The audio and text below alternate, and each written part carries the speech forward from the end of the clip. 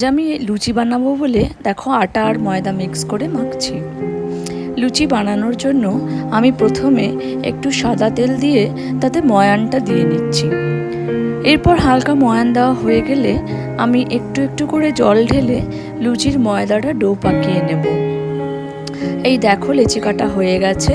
এবারে এগুলোকে বেলে কড়াইতে সাদা তেল গরম হতে দিলাম। এরপর একে একে লুচিগুলোকে ভালো করে ভেজে নেব। লুচি বানানো হয়ে যাওয়ার পরে আজ আমি একটা নিরামিষ আলুর দমের রেসিপি তোমাদের সাথে শেয়ার করব।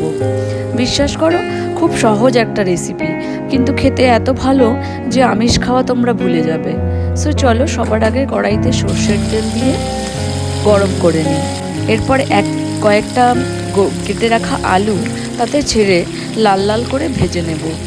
এরপর আলুগুলোকে নুন হলুদ মিশিয়ে ভালো করে ভেজে তুলে নেব।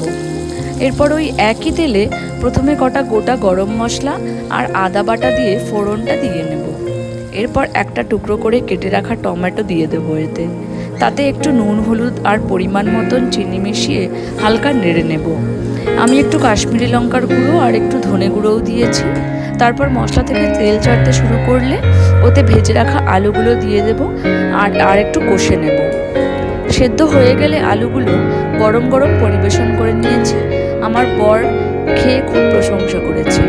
আজকের জন্য এইটুকুই। চলো, আবার আসছি পরের ভিডিও নিয়ে। ততক্ষণের জন্য tata and stay connected with Riya. Thank you.